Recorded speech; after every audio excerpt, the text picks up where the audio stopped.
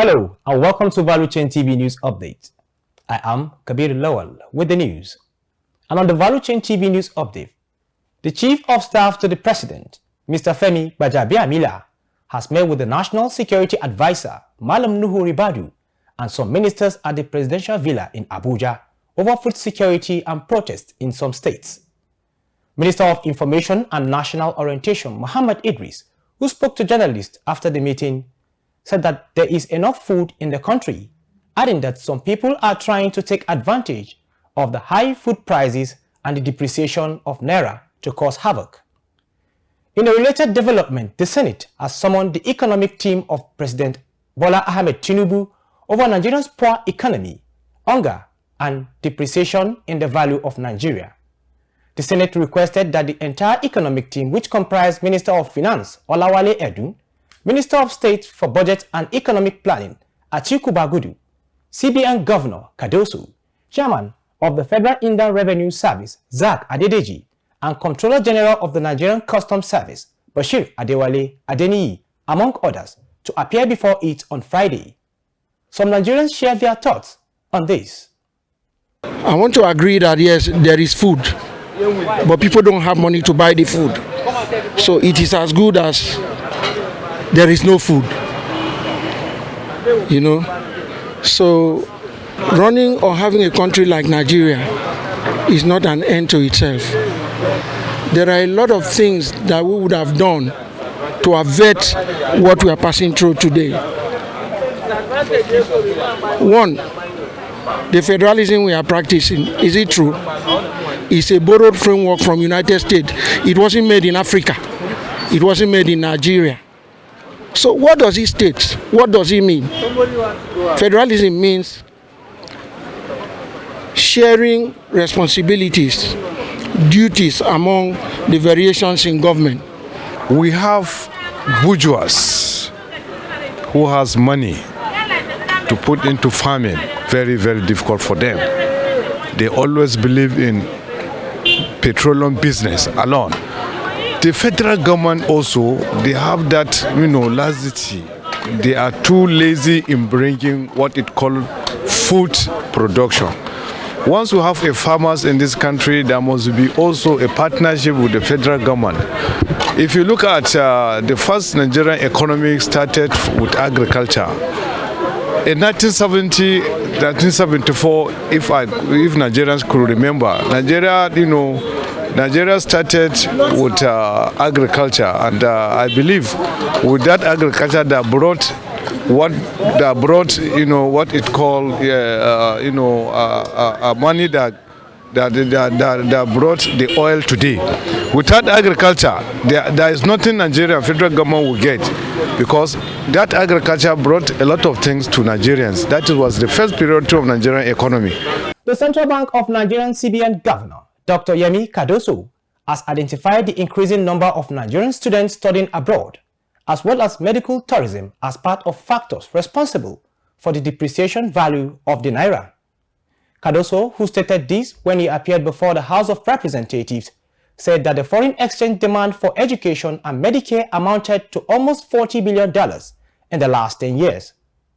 The CBN boss added that the foreign exchange crisis is worsened by the fact that Nigeria currently depends on imports for 99% of cars and textiles. He explained that the exchange rate has increased owing to two major factors: a decline in the supply of US dollars and a surge in the demand. Some Nigerians expressed their views on the issue. This is an outrageous statement. From a man like that, I don't expect such thing. Because even for a layman, we know what the challenge is. So you can't tell us that it's the people traveling out for medical education. Even, for example, if that should be the problem, then people like him should help us and stop traveling out. Let's use our Naira.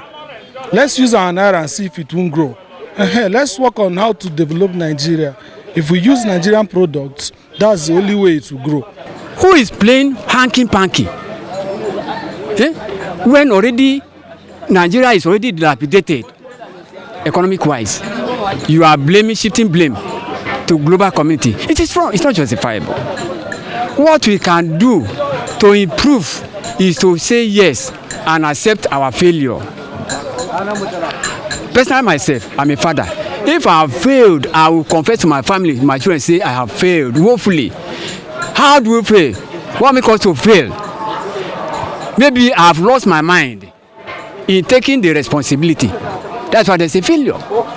Reports have indicated that the Nigerian National Petroleum Corporation Limited, NNPCL, has spent 267 billion 980 million naira on security in 16 months, as the burden of insecurity takes a toll on profitability of oil in Nigeria. Ese Ufoma completes the report. With the worsening insecurity in the country, many oil companies have issued security guidelines to their workers, signaling a potential slowdown in production for international oil companies and independent firms due to the escalating security burden and budget constraints.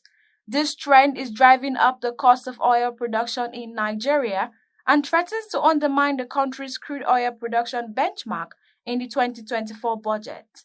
In addition to the 267.98 billion naira spent by national oil companies on security, the 16-month audited statement of the NNPC revealed an expenditure of about 266 billion naira on staff salaries, implying that the national oil company dedicated approximately 534 billion naira to security and salaries, constituting approximately 21% of the 2.5 trillion naira profit declared for 2022. Furthermore, this amount represents nearly 90% of the 674 billion naira profit declared in 2021 and nearly half of the education budget for 2024. While the NNPC has claimed success in shutting down over 4,090 illegal refineries as part of its anti-insecurity efforts, many operators argue that insecurity has not only halted some projects but also resulted in over 90% loss of oil production. For Value Chain TV, Ese Ufoma reporting. The Minister of State for Petroleum Resources, Gas, Ekperikpe Ekpo, has outlined 3 priority areas to boost the development of Nigeria's huge proven gas reserves, which is currently put at 209 trillion standard cubic feet. Ekpo highlighted the priorities during stakeholders' consultative meeting on gas sector in Abuja, emphasizing the need for collaboration and shared vision in shaping the future of nation's gas sector. He noted that the ministry is prioritizing boosting upstream gas production, the domestication and penetration of LPG, and completion major gas midstream infrastructure and projects such as the AKK gas line project, among others, to enhance the efficiency and the capacity of the sector.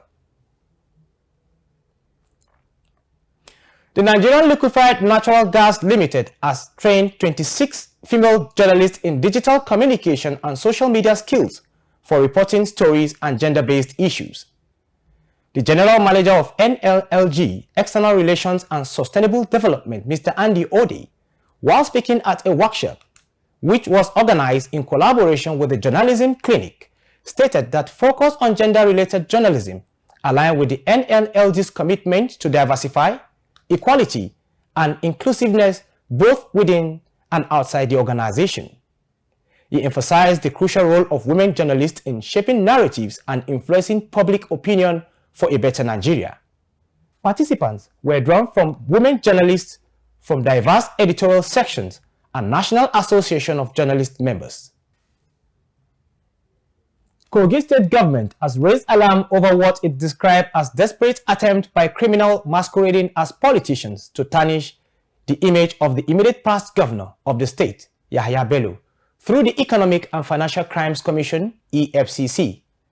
The government, in a statement signed by the Commissioner for Information, Kingsley Fanwo, noted that EFCC accused the former governor of diverting Kogi State government funds worth 80 billion naira in September 2015, 4 months before he assumed the position of a governor.